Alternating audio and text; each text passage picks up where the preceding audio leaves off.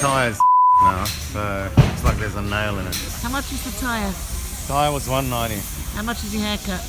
80 with a tip. So we're up to $270. Okay. What happens with you? That's the funny thing. Really? Yeah, must be you. It's not me.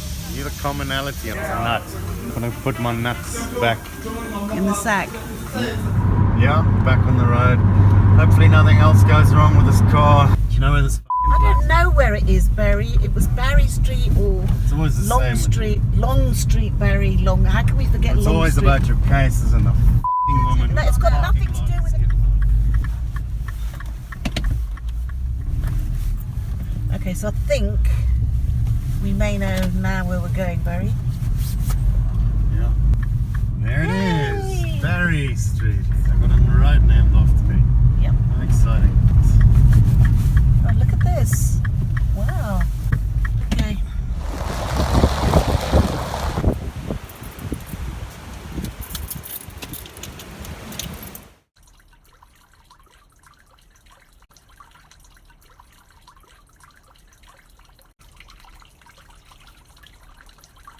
This poem's called Laws for Dummies.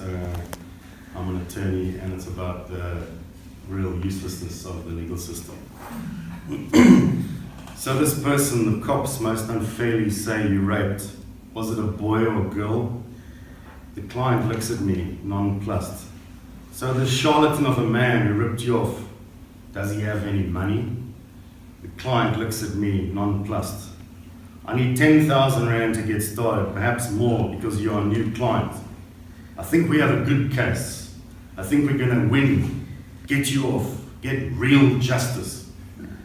The courts are clogged, the administrative staff are dreaming of better days, a more senior government job for less or no work. The lawyers lower down on the food chain, fight for the scraps. The senior ones, maleficent, evil, divvy up these spoils. Backroom deals are cut. You get this one, I get the next. The judges stare, bored, at the poor, hapless litigants, numb to the pain, straining to make out the flapping tongues, and pointless drivel dished out by the lawyer. The bullshit flows free, death by paper and exhibits. The floor, a festering mess. The client in the dock, when the back seat thinks, he never listened to what I said, he's fucking this up. The judge calls it a day, pronounces his findings. You stare at your lawyer, his face drained white, forcing a smile. You know you've gone down, you felt it even before my lord or your worship said it.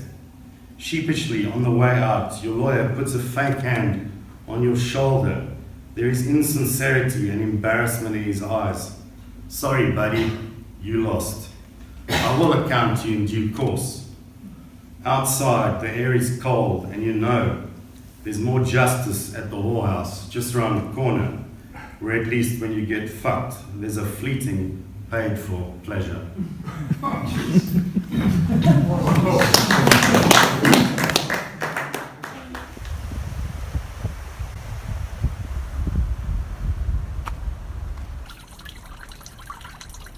This poem is called African Dictator. He looks just like Idi Amin, sitting there, smugly, pleased with himself, power over men. Bullets shoot from his mouth, words on his trigger. The corners of his mouth upturned, just like the dead bodies remaining right after, words on his trigger. His subjects bow and genuflect, tens of millions of them, him only one, as was his father and his father's father before him. Tribes war against one another, dusty blood, power over men. Young women carry his babies, cast summarily out from under his white sheets. The soil, the weak, fatherless small people, power over men. His goal, a singular faithful lover, glistening in the early sunlight, laying with him the whole night before, never talking back. His people, hungry, starving, wretched, minute existences, ants on an anthill, power over men. He's a king of kings, parading it, flashing it, glistening white teeth. Straight from the back of his motorcade, city-state leader, the throng of ants hold on to his every word, mumbled high, and places out of reach, breathing rarefied wines, swallowing air of unpalatable pain, power over men. And as he retires from another weary, grueling day of proclamations, decrees, warmongering, he calls to action, an unanswerable cry. The ants beg, plead, yes, dear leader, anything for you, dear leader. Power of men, African dictators, deadly legacy, meted out in banal nothinglessness. Thank you.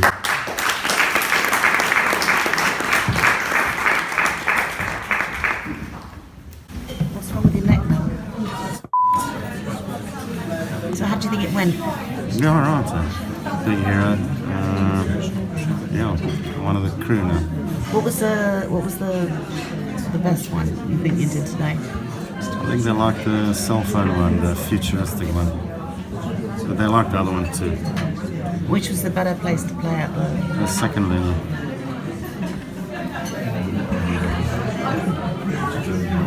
And yeah, you were getting everything ready for me and taking out my poem and telling me to do it again. And thank you to you, my Barry, director. can I just say something right now? Okay. You look like you're suicidal. There's no vummer in you. I'm What is tired, wrong? man. You I okay? need to eat something, I need to relax. Barry, where are we going? Why an anthology? Oh, here's the books. So I quite like this. Purchase a wine glass for £20 and enjoy a glass or two complimentary. Barry looks like he's concentrating, he's rehearsing. What's going on here, Barry, now? What the hell's going on in that head? What? Are you preparing now? Tired. No, but what is the next show? Come, we've got like 20 minutes. Where are we going? Same place as before. Okay, where is that? Up that road. And what kind of poem, which one are you going to do now? Something about the computer dying. And what was the inspiration on writing that? About 15,000 rand spent on computer fucking repairs.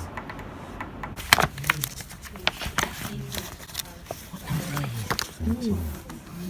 13. It is, lucky 13. Oh, this isn't good. This is It's sad. It's about an overdose and a doctor that I didn't trust. My personal computer overdosed. A dialer freak doctor came in today to collect it. The final prognosis on my file recovery is not yet in. All sorts of open drive surgeries, drips, stents and tourniquets. I have no PC medical insurance. The bills mount with zero results yet. I don't trust any kind of doctors. Android ones are the worst. He drank coffee out of a silicon cup. He spoke to me in ones and zeros. I replied to him via the cloud and blind copied my optometrist. I now have a prescription for tech geek glasses with lenses the thickness of neutrinos. Through those lenses, the world looks really big, like 5% the size of Ramaphosa's ego.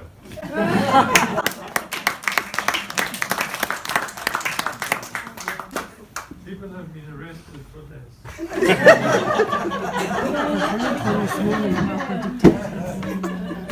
number 13. We're around 2 now. Cascading off my outstretched palms, she drops off my lover and me, entwined in the rain, torrents falling hard from storm clouds above. She smiles, blue-eyed, only to go grey again as the wind picks up. Lifting her skirt, streams running down her trunks, the ground moist with humidity. The thunder cracks her skull, she leans back, eyes gone white. I hold her tight as she floods out and empties herself all over us. She's sated twice.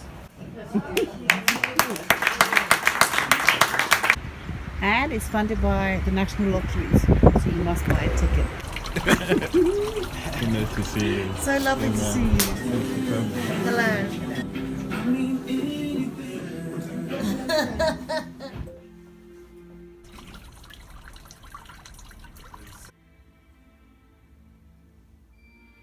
la o nka thwe seemo sa yona se se telele se ne le batho ba binang dipina ka tsela ya difela mo tholang hore maikutlo a wetshola a ipata ka tlase ha ditulo tsa mapolanka Jesu le bodumedi ke ntho tse leng hole le hole se ka moroho le dipompong se ka modimo le Satan modipo o ne wa nambatela mipfumo ya budi isa pfeseseyi mato ashu agana mapasi bukati ha zwitshakati na lifasi li khakhariswa nga mbilu ndapfu uswifala atiboni zwitofana na chivoni uswifala atiboni zwitofana na chivoni ubudzisa nga khotsi zwitofana na ubulunga mbilu dzashu bukati ha mipfa zwi avava mivili ndi misekene mashango ndi dzigomelelo zwine vadiva vhima vhukati ha vhathu vharera pfunzo dzine dza fusha zwikwama zwa mita yavho rine sa dzingu ri ḓo dodela ra tevhela murahu ha milisa washu fhedzi phathutshedzo a dzi furisi thumbu dza vhashengelaho nga ḽiḓaho u fhufha ha tshifhinga ṅwedzi ndi nyendavhusiku mapfene o tsitsa vhana fhedzi mahafhe a ita vhanna vhahulwane vha hange nga zwe vha ita mulovha vho shengedzwa nga mirunzi ya zwe vha ita mulovha wo swifhala a thi vhoni zwi ḓo fana na tshivhoni no swifhala a thi vhoni zwi ḓo fana na tshivhoni ke nna he ke pele ha lona ka boikokobetso ke a nehela empa ha le tshwabele le rata dipuo utlwe ba bang ba re ke leshotho o hlotse ke sekolo ntho e tsebang ko tsamaya a tshwaetsa bana ba sekolo ho bona dipuo ke bona bophelo ho bona piompi e aha metse empa ho lefifi ha ba iponi ba ntsheya empa ke nna a tshwereng poni la balapa o ba bone ka hara lekgotla ba phamisitse matsoho ba beile matsoho hodimo ha dihlooho ba re ke thapelo empa matsoho a bona a nyontsha a tletse boladu matsoho a bona a seile a tletse ditshela la nka thwe seemo sa yona se setelele empa ka hare le ka se mpone matsoho a bona a tletse dibe a qhala madi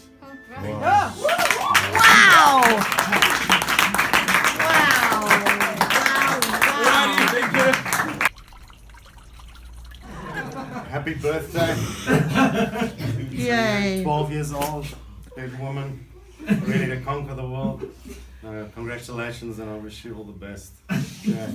So what I want to talk about here is the future, and the future right now with everything going on with cell phones and all this technology, and how we're all WhatsApping each other and sending each other messages, but we never really sort of touch each other anymore. It's just all this electronic stuff that's going backwards and forwards, and I think the problem right now is that there's no real communication, because you can sit in a room and you can send someone a WhatsApp message, but you never really see who they are. And maybe if you're some crazy guy, you think you're talking to another woman on the internet, but it's probably some 12-year-old boy, which is kind of weird, but anyway.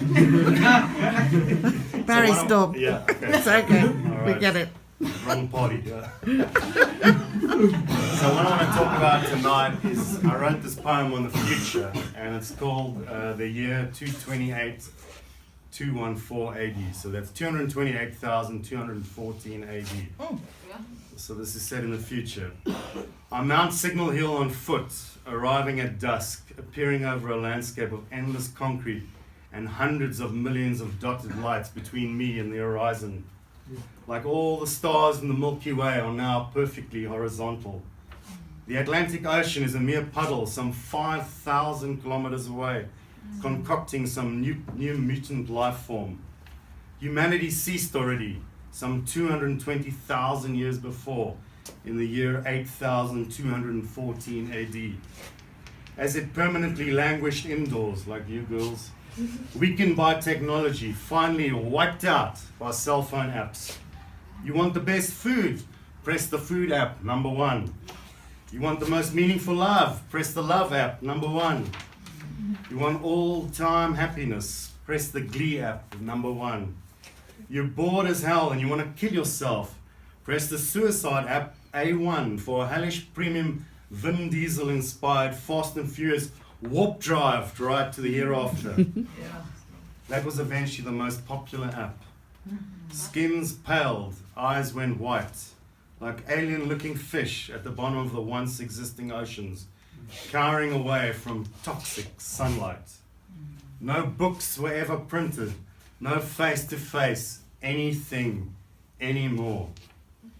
Kissing died, outmoded and outphased, pointless. Just blue screen fluorescence pouring endlessly out of the billions and billions of tower block windows. The I, the me, the I, the me, me, me.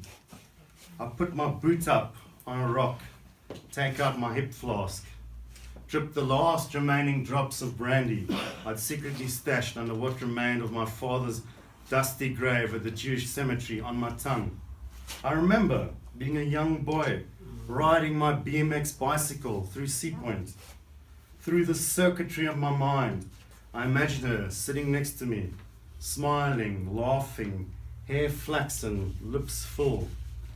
My kissing died with her, outmoded, outphased, 226,173 years before. Pointless. I chose a job as an earth guardian for eternal existence and daily drudgery. A lookout here on the top of Signal Hill. I'm told they're coming at the end of next year. A superior civilization that can harness the power of the Milky Way galaxy to start again, to take us back. Oh.